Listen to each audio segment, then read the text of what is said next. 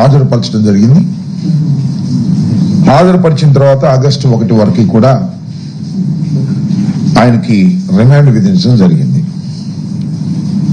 రాష్ట్రంలో ఒక విచిత్రమైనటువంటి పరిస్థితి నడుస్తూ ఉంది. కించిత్తు ఆశ్చర్యం కలుగుతూ ఉంది. ఎందుకు ఈ రకమైనటువంటి పిచ్చి చేష్టలు కూటమి ప్రభుత్వం చేస్తుందో కాస్త హాస్యాస్పదంగాను అనిపిస్తా ఉంది. ఈ కూటమి ప్రభుత్వాన్ని ప్రజలు ఎన్నుకున్నది అలివిగాని వాగ్దానాలు నెరవేరుస్తారని, ఈ రాష్ట్రాన్ని జగన్మోహన్ రెడ్డి గారి కన్నా అభివృద్ధి చేస్తారని, జగన్మోహన్ రెడ్డి గారి ప్రభుత్వం కన్నా సంక్షేమ కార్యక్రమాలు మరింత వేగవంతంగా మరింత దండిగా ఇస్తారని ప్రభుత్వాన్ని ఎన్నుకుంటే వీటన్నిటినీ పక్కన పెట్టేశారు. పక్కన పెట్టేసి వైఎస్ఆర్ కాంగ్రెస్ పార్టీని ఏ విధంగా అణిచివేయాలి, వైఎస్ఆర్ కాంగ్రెస్ పార్టీని ఏ విధంగా నాశనం చేయాలి అనేటువంటి ఏకైక దృక్పథంతోనే ఈ రాష్ట్ర ప్రభుత్వం పనిచేస్తున్నట్టుగా అర్థమవుతోంది. ఎందుకంటే ఒక లిక్కర్ కేసే కాదు, అనేకమైన కేసులు. ఈ రాష్ట్రంలో పోలీసు వ్యవస్థ దేనికోసం ఉపయోగపడుతుంది అంటే అనేక రకమైన కేసులు, అనవసరమైన కేసులు, సాక్ష్యాధారాలు లేకపోయినప్పటికీ కూడా కేసులు పెట్టి వైఎస్ఆర్ కాంగ్రెస్ పార్టీ నాయకుల్ని, సానుభూతి పరుల్ని ఇబ్బంది పెట్టాలి, బెదిరించాలి అనేటువంటి కార్యక్రమాన్ని చంద్రబాబు నాయుడు గారు వారి అబ్బాయి ప్లాన్ వేసుకుని కుట్రపూరితంగా నడుపుతున్నారు. నేను దానికి ప్రత్యేకంగా ఉదాహరణ చెప్పవలసిన అవసరం లేదు. కొమ్మినేని శ్రీనివాస్ గారి మీద ఎస్సీ కేసు పెడతారు. జగన్మోహన్ రెడ్డి గారు టూర్కి వెళ్తే ఆయన కారు కింద సింగయ్య పడి మరణించాడని ఆయన మీద కేసు పెడతారు. ఆల్ ఫాల్స్ కేసెస్ అని చెప్పడానికి ఇవి కొద్దిగా చిన్న ఉదాహరణలు. వాళ్ళ లిక్కర్ కేసు ఫిబ్రవరిలో సిట్ వేశారు. అసలు ఈ ప్రభుత్వం రాగానే ఒక కంప్లైంట్, ఒక పిచ్చి కంప్లైంట్, ఎవరిచ్చారో వారు తెలియదు. ఒక ఆకాశరమణ ఉత్తరంలాగా కంప్లైంట్ ఇవ్వటం, దాన్ని రిజిస్టర్ చేయటం, దాన్ని స్పెషల్ ఇన్వెస్టిగేషన్ టీమ్ అని ఒక దాన్ని వేయటం, దానికి డైరెక్షన్లు ఇవ్వటం, ఎవరెవరిని అరెస్ట్ చేయాలి ఏంటి కథ. చాలా మంది అరెస్ట్ చేశారు ఇంతకు ముందు కూడా అనేక కేసుల్లో. సోషల్ మీడియా వర్కర్స్ అరెస్ట్ చేశారు, మాజీ శాసనసభ్యుల్ని అరెస్ట్ చేశారు. అన్ని ఫాల్స్ కేసులే. మీరు పల్నాడులో చూసినట్లయితే 2 తెలుగుదేశం గ్రూపులు కొట్టుకొని 2 చనిపోతే దానిలో వైఎస్ఆర్ కాంగ్రెస్ పార్టీకి చెందినటువంటి మాజీ శాసనసభ్యుడు పిన్నెల రామకృష్ణారెడ్డిని వారి తమ్ముడిని పెడతారు. ఎక్కడ అవకాశం దొరికితే అక్కడ కేసులు పెట్టేసి అణిచివేయాలనేటువంటి ప్రయత్నం ముమ్మరంగా సాగుతున్నటువంటి విషయం అందరికీ అర్థమైపోయింది. ఒక్క సంవత్సరంలోనే వెరీ క్లియర్ ఇది ఒక కేసు. మళ్ళా చంద్రబాబు నాయుడు గారికి, లోకేష్ గారికి ఎవరి మీద కక్ష ఉందో వారందరినీ దీనిలో దూర్చేయడానికి లిక్కర్ స్కామ్, అసలు స్కామే లేదు, లిక్కర్ స్కామ్ నాకు అర్థం కాల. దోపిడీకి వీలుగా నూతన మద్యం విధానాన్ని వైఎస్ఆర్ కాంగ్రెస్ పార్టీ తీసుకొచ్చింది అనేటువంటి మాట మాట్లాడుతున్నారు. ఎస్, వైఎస్ఆర్ కాంగ్రెస్ పార్టీ అధికారంలోకి వచ్చిన తర్వాత ఒక నూతనమైన విధానాన్ని తీసుకొచ్చింది.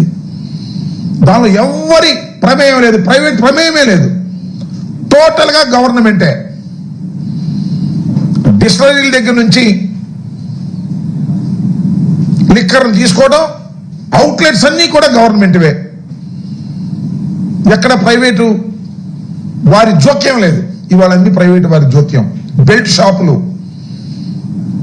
ఎక్కడ పడితే అక్కడ విచ్చలవిడిగా అమ్మటం, ఎంఆర్పి రేటు మీద 10, 20 అమ్ముకోవడం, ఇలా ఇచ్చలవిడిగా ఇవాళ చేస్తున్నారు. కానీ వైఎస్ఆర్ కాంగ్రెస్ పార్టీ అధికారంలోకి వచ్చిన తర్వాత మద్యాన్ని నియంత్రించాలి కనీసం అని మద్యం వాడకాన్ని తగ్గించి రేట్లు పెంచి ఆదాయాన్ని పెంచినటువంటి సందర్భం. ఎక్కడా కూడా ప్రభుత్వానికి నష్టం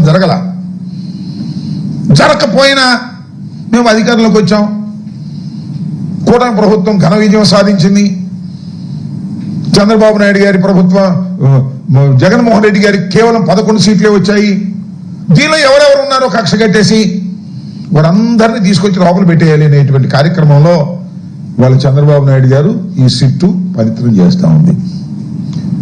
నేను మనం చేస్తున్న 3 సార్లు గెలిచాడండి మిథున్ రెడ్డి గారు. 47 years, is an young man. పార్లమెంట్కి వెళ్ళినటువంటి వ్యక్తి. వైఎస్ఆర్ కాంగ్రెస్ పార్టీ ఓడిపోయినప్పుడు కూడా మొదటి 2014లో గెలిచాడు. మొన్న 4 సీట్లు వచ్చినప్పుడు కూడా పార్లమెంట్కి ఎన్నికైనటువంటి వ్యక్తి.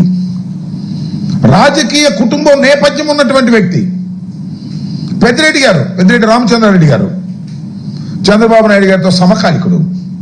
అది కూడా ఒక కక్షే. ఎందుకంటే చంద్రబాబు నాయుడు గారికి ఆయనకి కాలేజీ లెవెల్ నుంచి పడదట.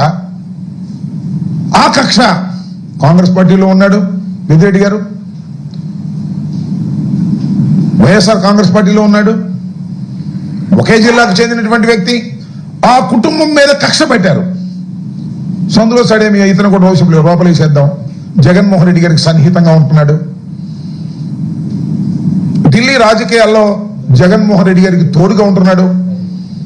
ఢిల్లీ లెవెల్లో వైఎస్ఆర్ కాంగ్రెస్ పార్టీకి సంబంధించినటువంటి అంశాల మీద కేంద్ర ప్రభుత్వంతోనూ ఇతర రాజకీయ పక్షాలతోనూ మాట్లాడేటటువంటి చొరవ తీసుకొని చక్కగా చేస్తున్నటువంటి వ్యక్తి. ఆయన కట్ చేద్దాం. 2 అవుతాయి పనులు. 1 జగన్మోహన్ రెడ్డి గారిని ఇబ్బంది పెట్టడం, 2 మిథున్ రెడ్డి గారి కుటుంబం మీద ఉన్న కక్షని తీర్చుకోవడం, లోపలేసేద్దాం అనేటువంటి భావంతో ఇవాళ మిథున్ రెడ్డి గారిని కేసులో పెట్టి, సరే మిథున్ రెడ్డి గారు హైకోర్టులో ప్రయత్నం చేశారు, సుప్రీంకోర్టులో ప్రయత్నం చేశారు. హైకోర్టు సుప్రీంకోర్టులో రిలీఫ్ రాలేదు. ఆయన వాలంటరీగా వచ్చాడు, సిట్ ముందు హాజరయ్యాడు. సిట్ వాళ్ళు అరెస్ట్ చేసేటప్పుడు అంటారు ఆయన సహకరించలేదంట విచారణకి. సహకరించడం అంటే ఏంటో మీరు చెప్పిన దానికల్లా ఒప్పుకోవాలా? అంటే సిట్ వారు అడిగిన దానికల్లా ఒప్పుకోవాలి. ఎవరి పేర్లు చెప్పంటే వాళ్ళ పేర్లు చెప్పాలి, అప్పుడు సహకరించినట్టు, లేకపోతే సహకరించినట్టు. ఏముంది మీ ఇన్వెస్టిగేషన్? సిట్ అంటే సిట్టే.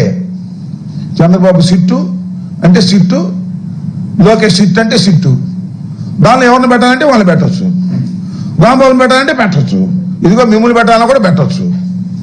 ఎవరిని పెడితే వాళ్ళని పెట్టేసి లోపల వేసేసి వైఎస్ఆర్ కాంగ్రెస్ పార్టీని అణిచేస్తాం.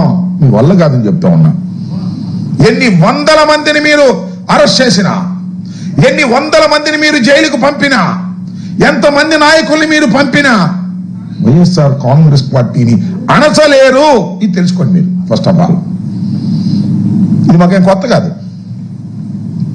రాజశేఖర రెడ్డి గారు మరణించినప్పుడు, ఆ తర్వాత వైఎస్ఆర్ కాంగ్రెస్ పార్టీ ప్రారంభించాలని ఓదయాత్రకు వెళ్ళినప్పుడు మీరు ఎంతమందిని అరెస్ట్ చేశారే. అప్పుడు చంద్రబాబు నాయుడు గారు సోనియా గాంధీతో ములాఖాత్ అయిపోయాడు. ఇద్దరు కలిసిపోయారు ములాఖాత్ అయిపోయి. ఈయన డైరెక్షన్ తో కాంగ్రెస్ పార్టీ పనిచేసింది. ఆ రోజున జగన్మోహన్ రెడ్డి గారితో పాటు అనేక మందిని లోపల వేసే ప్రయత్నం వేశారు. ఐఏఎస్ అధికారిని, ఐపీఎస్ అధికారిని లోపల వేశారు. ఏం సాధించారని అడుగుతా ఉన్నా. ఇవాళ కూడా ఐపీఎస్ అధికారులు